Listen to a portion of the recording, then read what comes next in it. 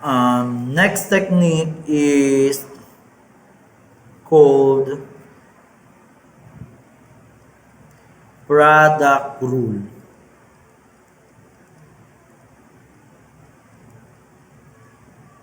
Now we have d over dx,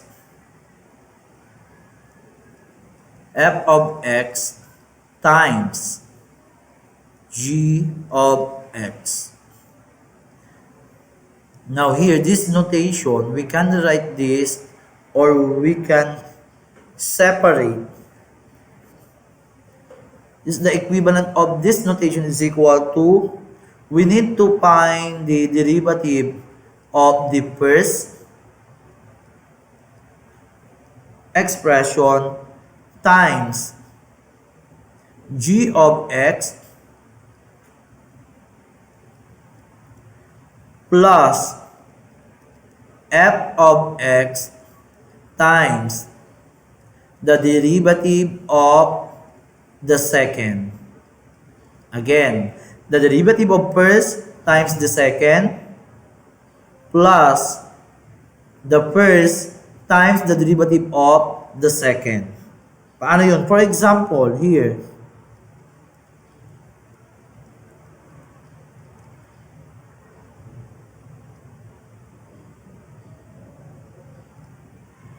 we have d over dx x squared times x cubed. In mathematics, in the law of exponent, if the two given expression have the same base and pinapahanap yung product nila, di ba? Ang ginagawa natin ay ina-add lang yung exponent. Kapag division naman, mina-minus. Now, using the product rule and to find the derivative, we need to find first the derivative of f of x. Ano ba yung una? Di ba? X squared. Kunin mo daw yung derivative niyan of x squared. Tapos, i-minus mo lang daw sa g of x. Ibig sabihin, this is f of x and this is g of x. I-multiply daw natin sa g of x. Ano ba yung g of x? X cubed. Plus, ito naman, f of x. Ano ba yung f of x natin? Di ba x squared? Therefore, x squared times. Kunin mo naman daw yung derivative. First derivative ng function na g of x. Therefore, that is d over dx. Ano ba yung g of x natin? G of x function, that is x cubed. Then, simplify.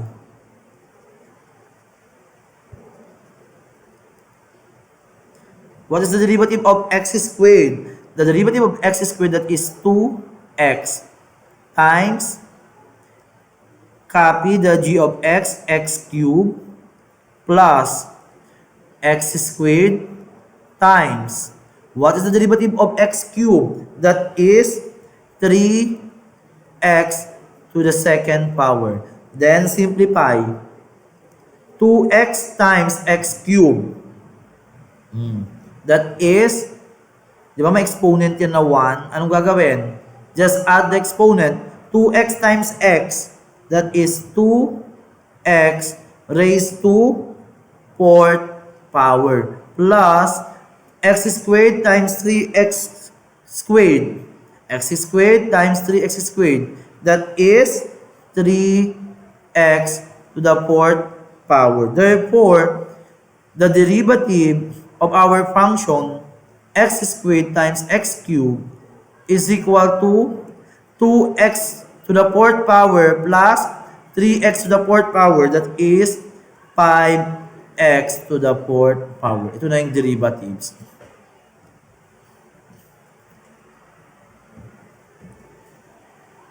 Merong isang technique na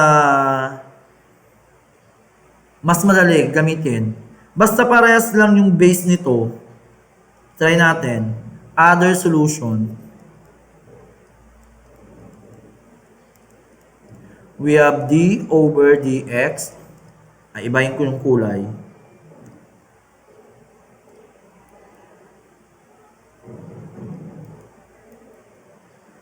D over dx. Ano ba yung function natin? X squared times x cubed. Anong mapapansin nyo dito? Di ba same base, xx? Sa law of exponent, kapag same base, anong ginagawa sa kanilang exponent? Ina-add lang. Therefore, this is equal to d over dx x to the fifth power. O using the power rule or general rule, what is the derivative of x to the fifth power? Di ba may 1 dyan? 1 times 5, that is 5. X. 5 minus 1, that is 4. Parehas ba sila? Same. Another one.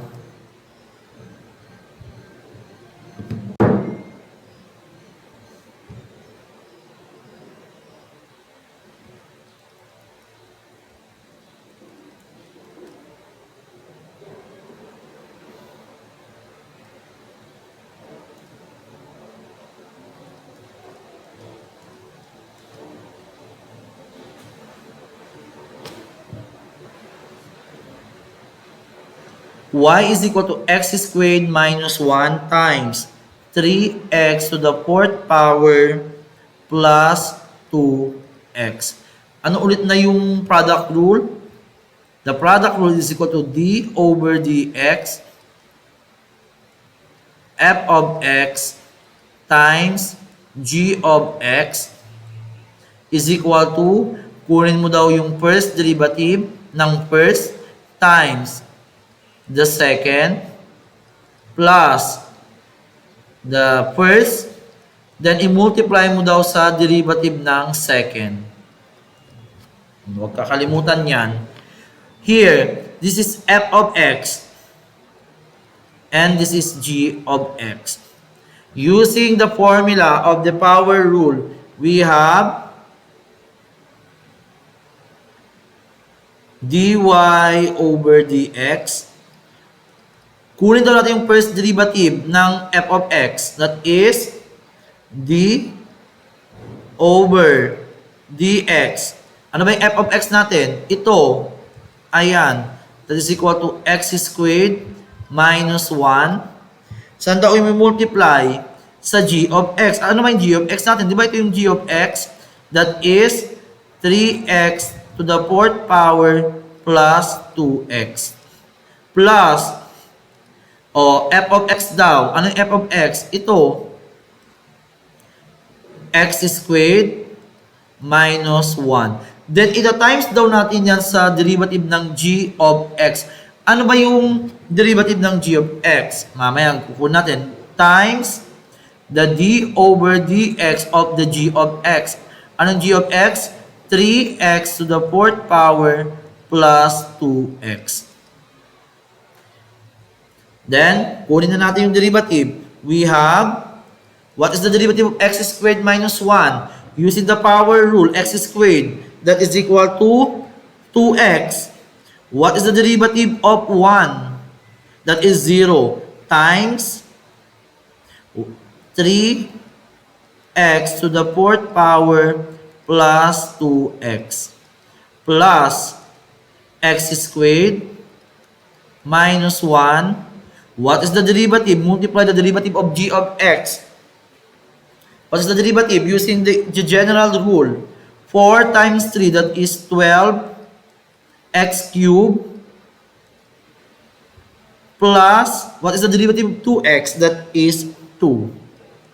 Next, anong ulit gagawin? What is the next step? We will now distribute this 2 times 3x cubed to the fourth power and 2x times 2x. That is 2x times 3x to the fourth power. That is 6x to the fifth power. 1 plus 4. 2x times 2x. 1 plus 1 yung exponent. That is plus 4x squared plus x squared rather, times 12x cubed. That is 12x raised to the fifth power. Then x squared times 2. That is plus 2x squared. Then using i-foil natin, negative 1 times 12x cubed, that is minus 12x cubed. Then negative 1 times 2, that is negative 2. Then, anong gagawin? Combine like terms. Ano may pare-paras ng exponent? Here. Diba parehas ito at ito. 6x to the fifth power plus 12x to the fifth power. That is equal to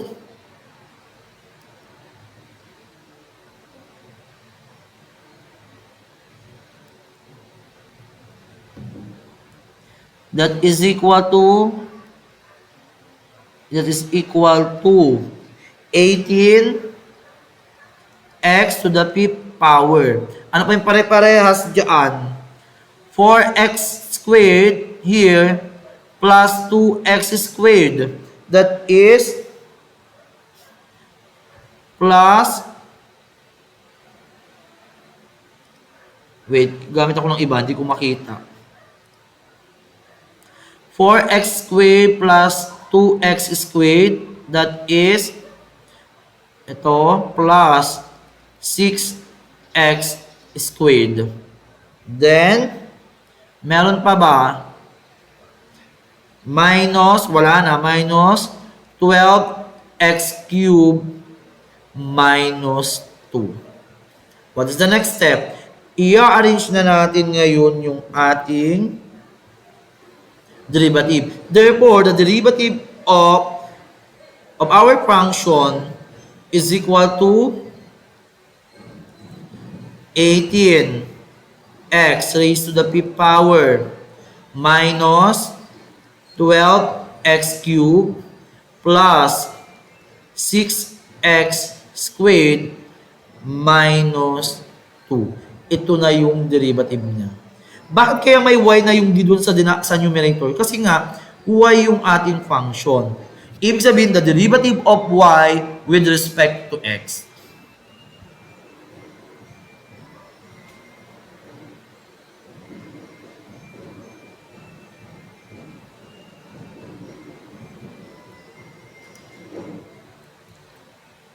Another example.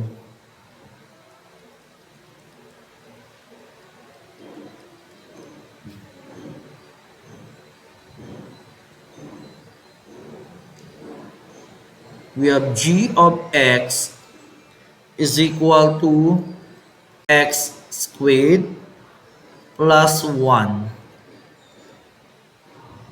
f of x. Find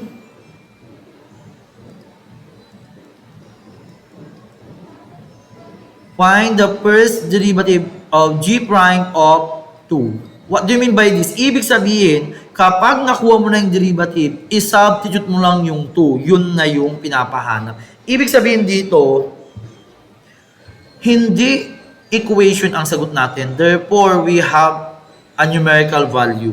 Paano natin gagawin? Using the product rule. Ibig sabihin, ito yung f of x natin, ito yung g of x natin. F of x. To find the derivative d over dx is equal to, ano na kukunin? First, the derivative d over dx of x squared plus 1 times, ano yung g of x natin? F of x.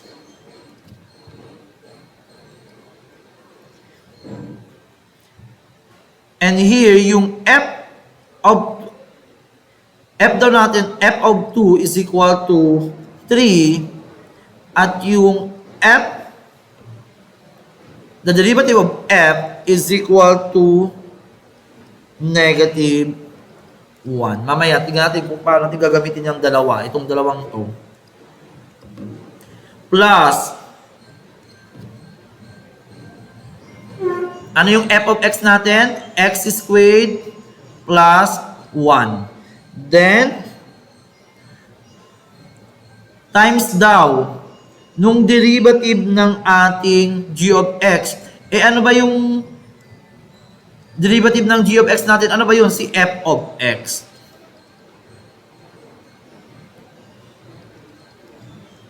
Ayan. Then, hanapin na natin. What is the derivative of x squared plus 1 here? That is 2x. 2x times f of x plus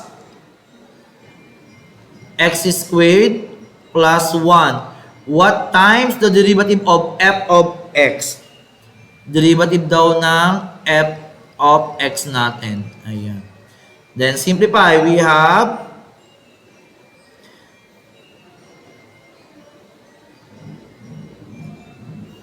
2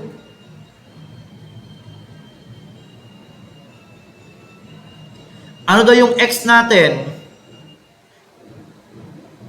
Ano yung x natin? Anong gagamitin yung x natin dito? Ito. Kasi ang pinapakuha si g prime of 2. Therefore, yung notation dapat natin dito ay here, that is g prime of x. Ayan.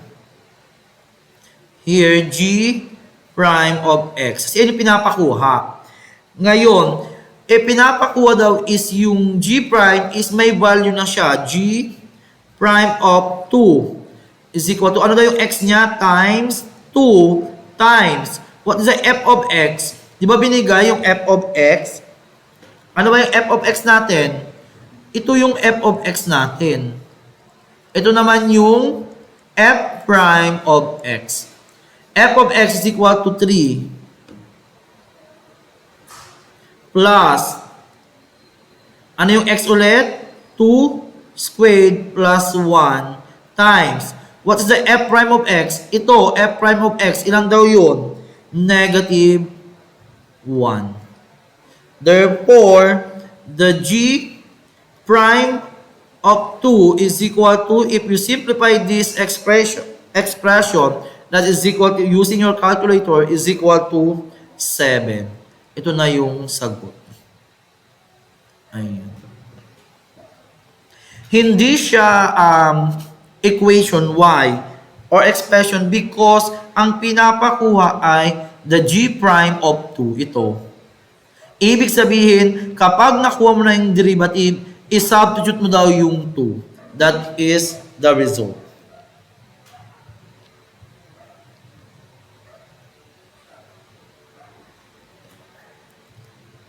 Now, the next technique is the quotient. The quotient rule. We have d over dx of f of x over g of x. We can write this as g of x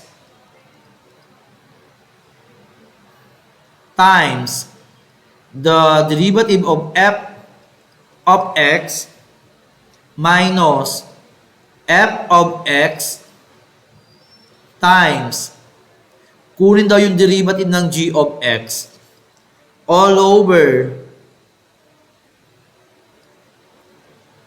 the g of x squared.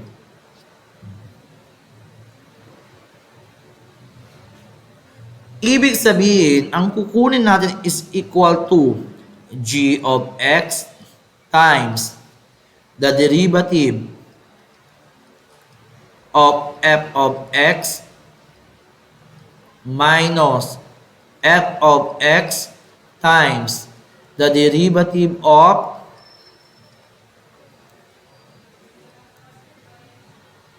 of g of x all over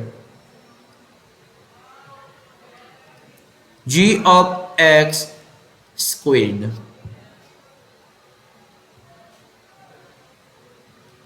Now, for example,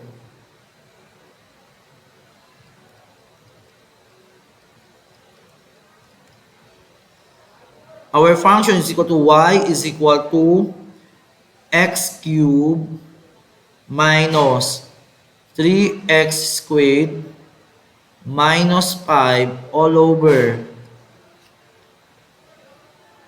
2x plus 5. To find the derivative of y with respect to x, we will now use this formula here.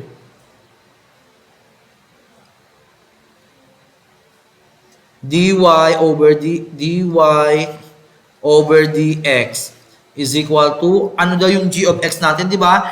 This is, based on the formula, this is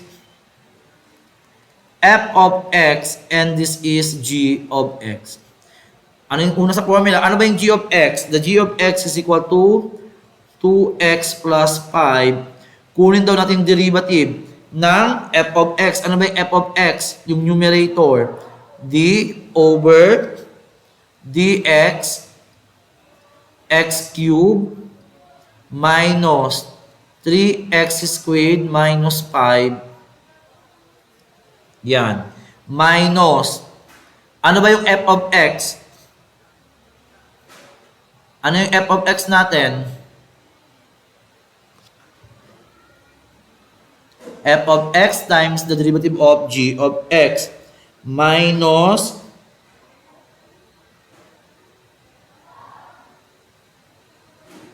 ano yung f of x natin? That is x cube minus 3x squared minus 5 times the derivative of g of x. Ano yung g of x? Yung denominator. 2x plus 5. All over. Ano yung g of x natin? 2x plus 5 squared.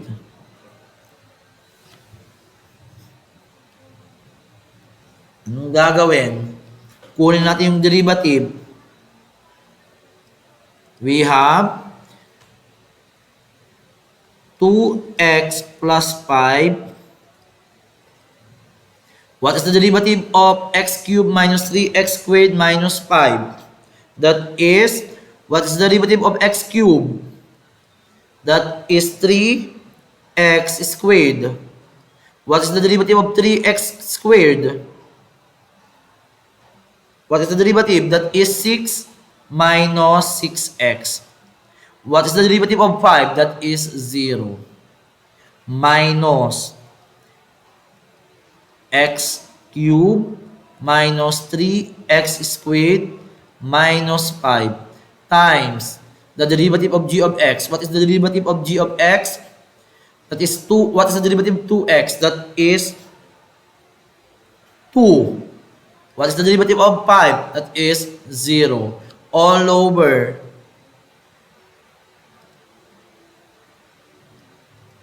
2x plus 5 squared. Ilisin ko lang sa taas.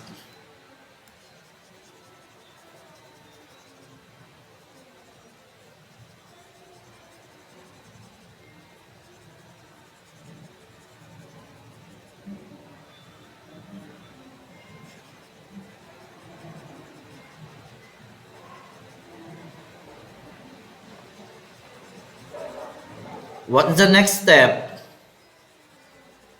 Using the FOIL method, we can now simplify our solution.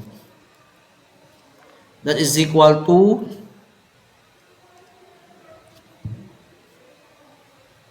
2x times 3x squared.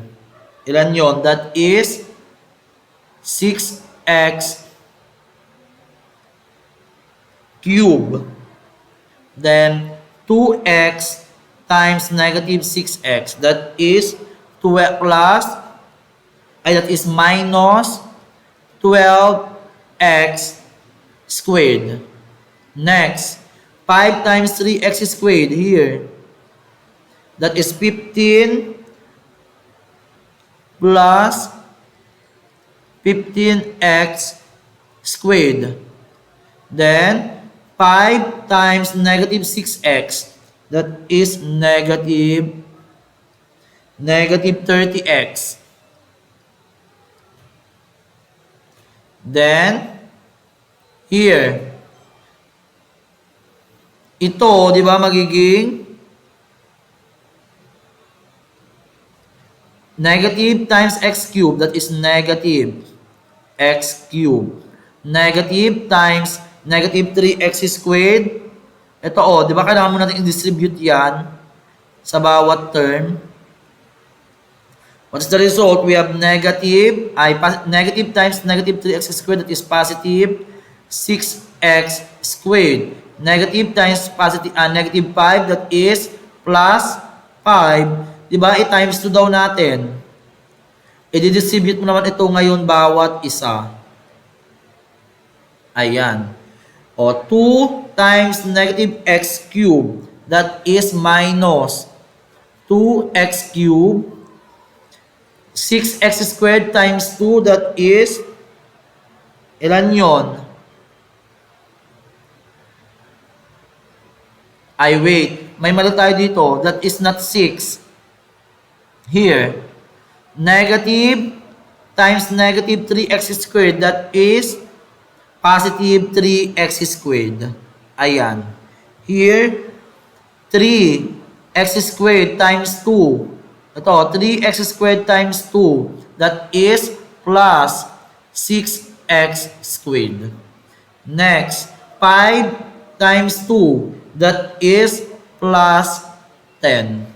Over 2x plus 5 squared.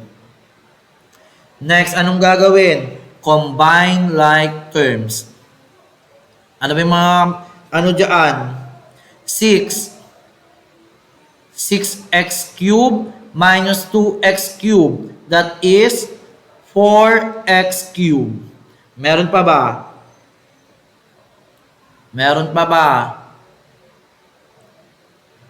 Negative 12.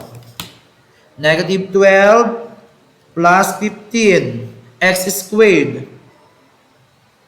Ito negative 12x squared, di ba? Combine like term. Plus 15x squared, that is 3x squared. Meron pang squared doon. Plus 6x squared. What is the result? That is plus 9x squared. Meron pa ba? Wala na. Then, i-write natin yung minus 30x plus 10 all over 2x plus 5 squared. Ibig sabihin, ito na yung derivative. Yan na yung sagot. Ito.